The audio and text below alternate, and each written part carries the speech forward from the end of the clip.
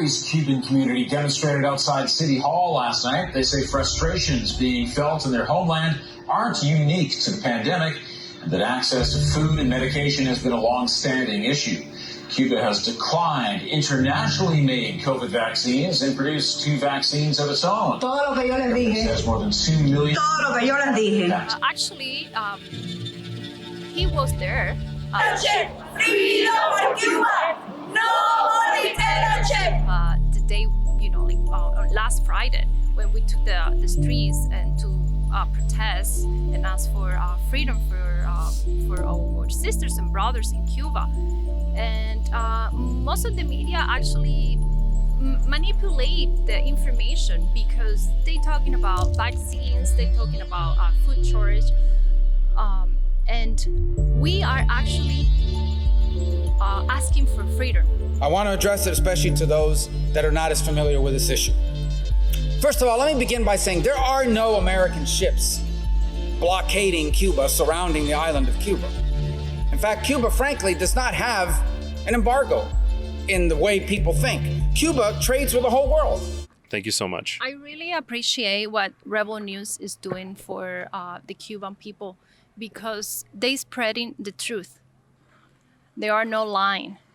Whatever they spreading, it is the reality of the Cuban people. And I really appreciate and I'm grateful for that. Thank you very much. Viva Cuba Libre. Freedom for Cuba. Adam Soos here for Rebel News. The Cuban people have been suffering at the hands of an authoritative and oppressive Cuban regime for 62 years. The regime themselves have lived as kings while the people struggle to get by. Well, we've seen in this last month, peaking in mid-July, protests that are bigger than anything we've seen in Cuba in 25 years. People have simply had enough, and they are taking to the streets, saying, we want an end to this regime once and for all. Liberal media outlets were quick to whitewash and repurpose the Cuban freedom protests. By the time it made the news, turned out the protests were actually about pro-vaccine goals and against the U.S. embargoes. That is clearly not the case. We know firsthand from Cuban folks themselves that they simply want an end to this authoritarian communist regime. I'm going to be joined in just a moment by Liz, who lived in Cuba for 17 years and is spearheading the protests in favor of Cuban freedom right here in Calgary. Hello guys, thank you very much for giving me this opportunity. My name is Yisleids, but I go by Liz, and I was born and raised in Cuba. And my family and I tried to leave the country twice in a boat, but unfortunately we didn't make it. And back in 2002, my family won the lotto visa, and that's how we moved to the United States. I was living in Florida until 2010 that I moved to Canada. So just to clarify, for people who maybe don't know, you had to win a lottery to legally leave the country, essentially? Yes, pretty much. Either if you have like a family member who can sponsor you, like your father or mother, and or brothers, but that takes many years too. And the other way is to win the lotto visa, or like most people try to leave the country by a third country. Like people go to like Mexico and then they cross the border to the United States. Also by boat, like we did the first time, like actually twice. And you're probably aware that a lot of people die every year trying to leave Cuba, looking for freedom and for a better future. And so then maybe we can get into what life is like in Cuba. You hear so many people romanticizing communism in society today, but you have lived through it. Can you run us through what life is like for an average Cuban citizen? It is a struggle. It is very hard. First of all, the lack of food, medication, transportation, everything is really hard in Cuba. Sorry.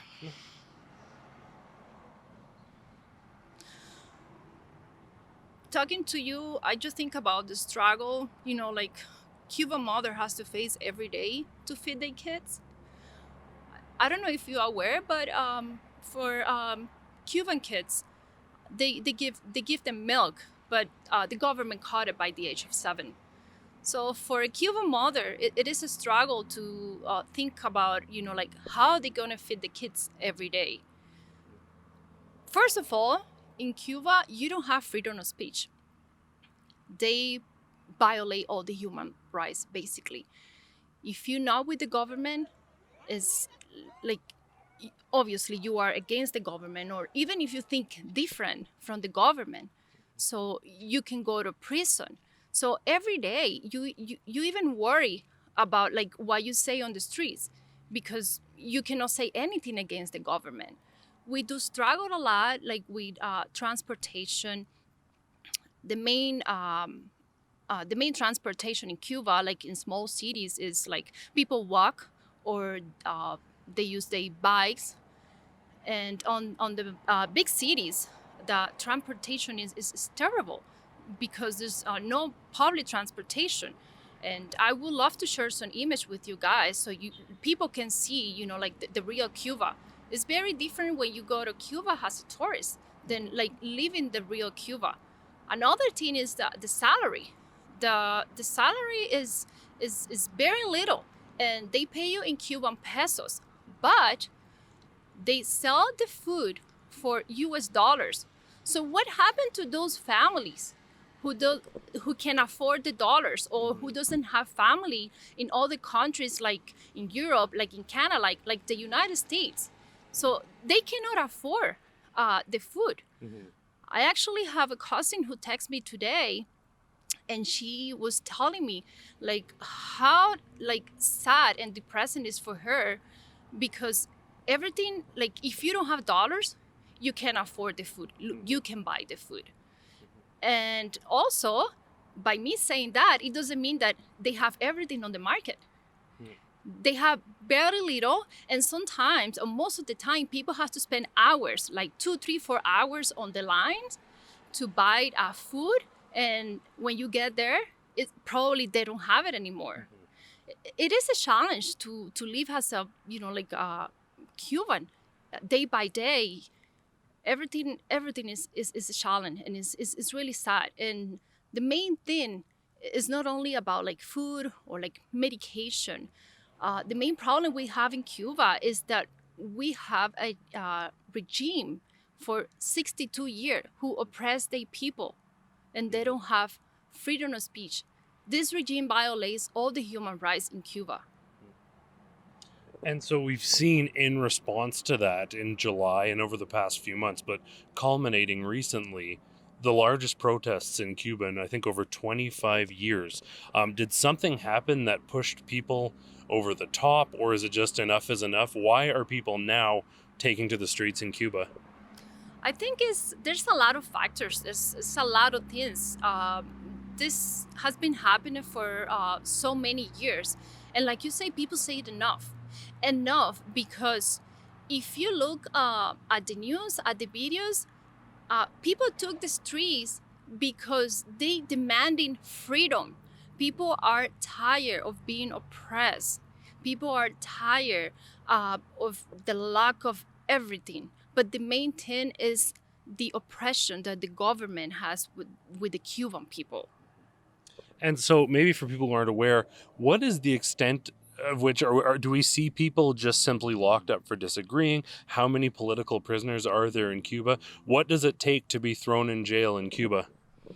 I actually was watching one of the testimonies earlier today, and it really breaks my heart, because first of all, this guy was telling his story, and he mentioned that in prison there were people sleeping on the floor.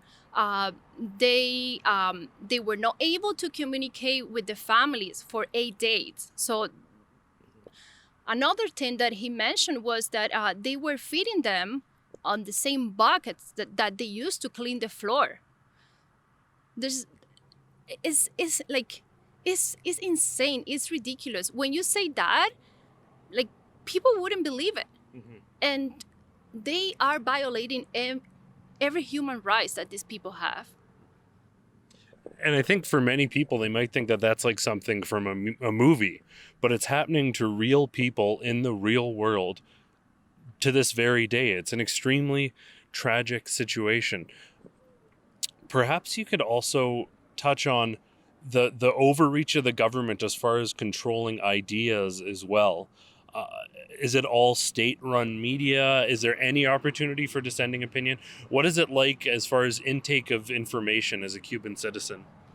So the independent media, like you guys, it is prohibited in Cuba. It is illegal. So it's not allowed.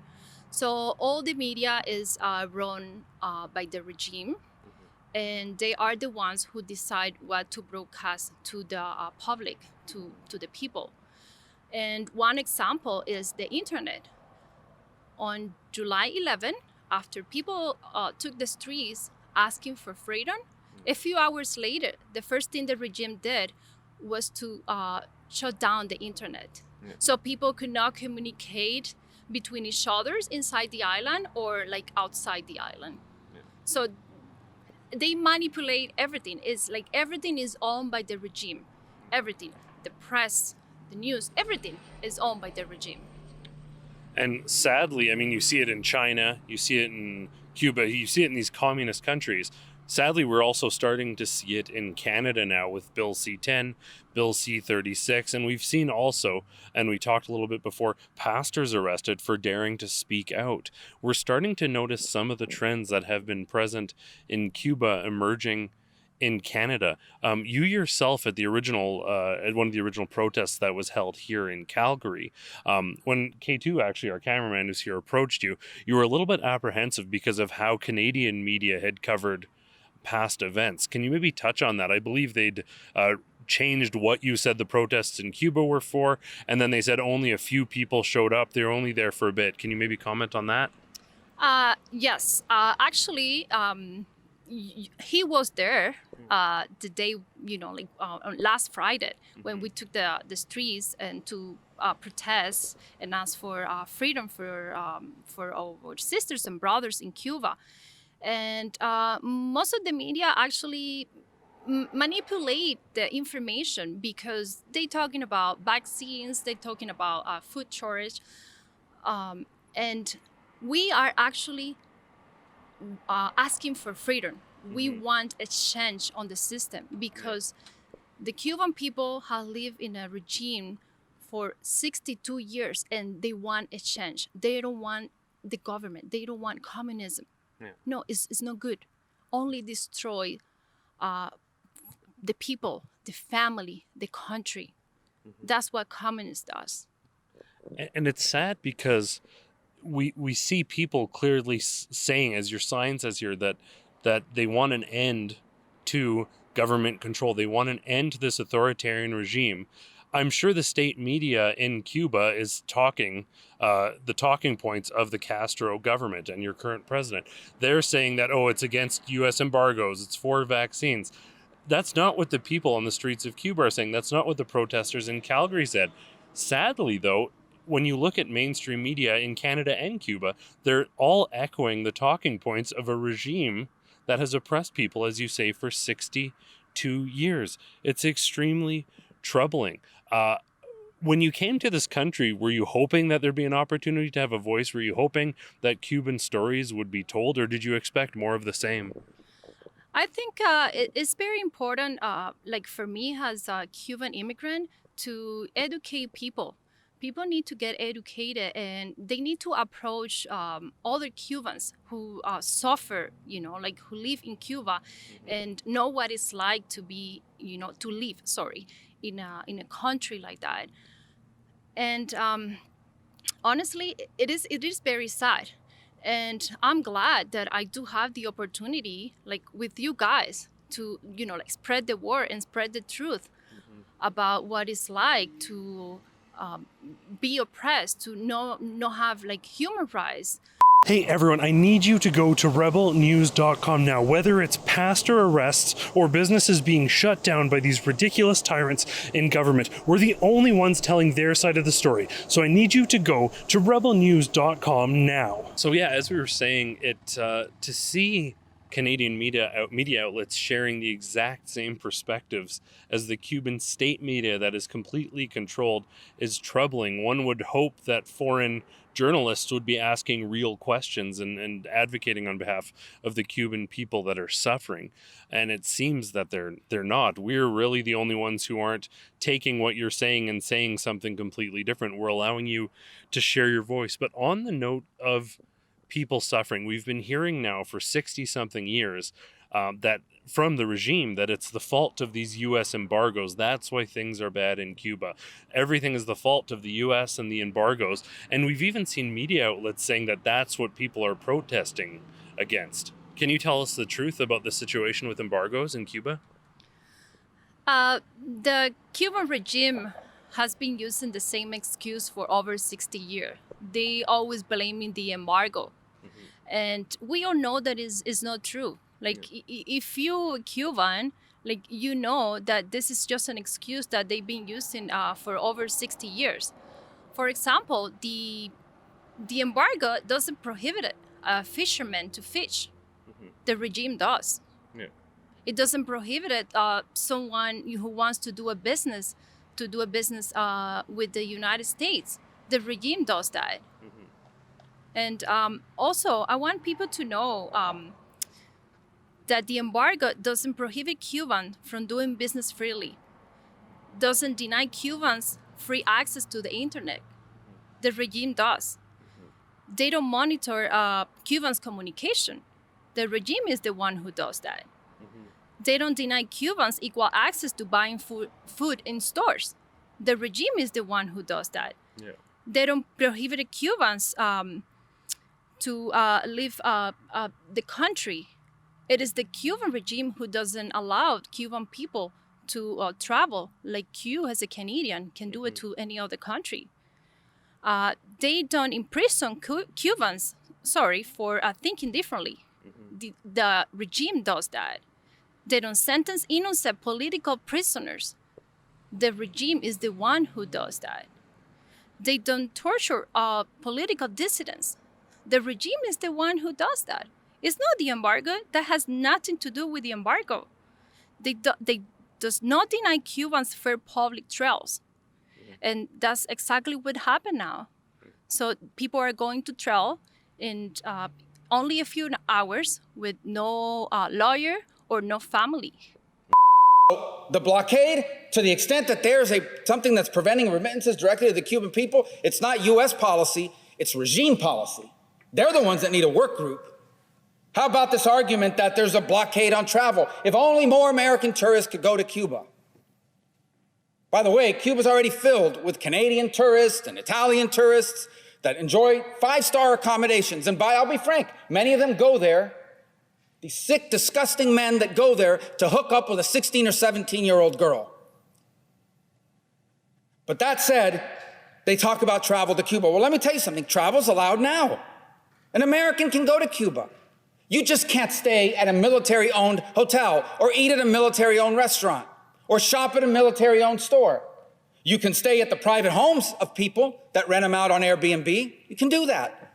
You can eat at a restaurant that's owned by a private person. You can shop at stores that are owned by private people. The reason why they have nowhere to stay, nowhere to eat, and nowhere to shop is not U.S. policy. It's that the Cuban regime won't allow privately owned hotels, privately owned shops, privately owned stores. They won't allow it, privately owned restaurants.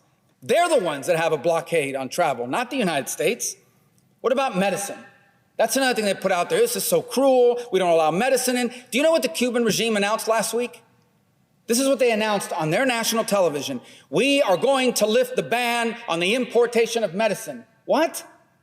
You mean there was a Cuban ban, a regime ban on importing medicine? Yes, there was. They're the ones that weren't allowing medicine in. And to the amount they were allowing it in, they were putting a tariff on it. So there's no blockade on medicine. We sell the medicine. And you can donate medicine, unlimited amounts under U.S. law. If there's a blockade on medicine, it's the regime's blockade. And we've seen, as you mentioned, sort of like we were talking before, in Canada, we've seen pastors arrested, but it seems at least to some extent they're having their day in court and there's an appeals process. There's none of that in Cuba, right? Nope. The regime is the one who says the last word. We don't have that in Cuba. That's why I mentioned it before, that they violate all the human rights that we have. And it's really sad. And people need to be aware of that. So then on the notion or the topic of these sanctions or these embargoes, often like we hear from whether mainstream media, liberal media, or the Cuban government, they're what's hurting the people. Who do the sanctions and the embargoes really hurt? Of course, it hurts the government, not the people, because they are using that as an excuse to keep oppressing the people. That has nothing to do with the embargo. So if you look at the statistics, 66%, I think, is the chicken that we have in Cuba. It comes from the United States. We don't have embargo for medication. We don't have embargo for food. It is the Cuban regime. It's not the embargo to blame. Certainly. And we always hear people saying, oh, well, that's not real communism. It's not ideal. When is it? It's always someone else's fault or some foreign problem. These governments never are willing to take accountability. They'll always blame the people, blame another country, blame somebody else. It's never their fault. And yet the people that they're governing are the ones who are suffering. You mentioned earlier about the sort of access and freedom to travel. There are limitations for Americans to travel to Cuba. Canadians, however, can go to Cuba, can access the country, and often it's in the form of tourism. Could you maybe touch on, for the Cuban people, what Canadian tourism does, or what it does for the government, just for maybe Canadians who are considering maybe going to Cuba? Any comments you might have for them? The Canadian people need to understand that the money they live in Cuba, it goes to the regime. Very little goes to the population. And they use that money to what? To do exactly what they're doing right now. So we don't have ambulance in Cuba, or we barely have some, but they do have a lot of buses and police cars to oppress people. We do not have medication, but you can see a lot of police brand new uniforms on the streets with guns, with gas to oppress the people. Very much a tiered society. And even as you mentioned earlier, with the split currencies, there's almost like a fake market accessible to tourists and government officials where you might be able to buy amenities and comforts. But the money that the Cuban people have, they're a different tier. They're almost like untouchables, where they can't purchase that stuff. Even if they have the money, it isn't on the market. Is that right? Correct. Actually, that money goes straight to the government, and the government is the one who paid minimum salary to the people who were in for the tourism in Cuba, like hotels. They get a little money from that. The regime is the one who gets all the money. So what can Canadians do then to help the Cuban people in a very sort of real way? Obviously, we're going to be there. We're not just here telling one story. We're going to be here giving a platform for freedom-loving Cubans to have their voices heard. We are not backing off from the story. We're going to be there right with you as you fight this fight. But what can viewers, freedom-loving Canadians, do to help their brothers and sisters in Cuba? In my opinion, the Canadian government needs to take a strong stand against the repression that the Cuban regime is using against the people. Mm-hmm. They violating all the human rights. And the Canadian government have a lot of business with Cuba. And I know they can put pressure on the regime for them to stop what they actually doing to their people. So for Canadian citizens, should they be calling their MLAs, MPs, voicing their opinions? Is there any content that they can share from Cuba to help get the truth out? Yes, absolutely. And I'm pretty sure our PM is aware of that. And he spoke a little bit about, like the Cuban situation, but it was barely nothing. Like we want actions. Mm-hmm. Like we are our people need help. And the only way they can get the help is for other countries like Canada, like the United States, like Europe, like countries like that.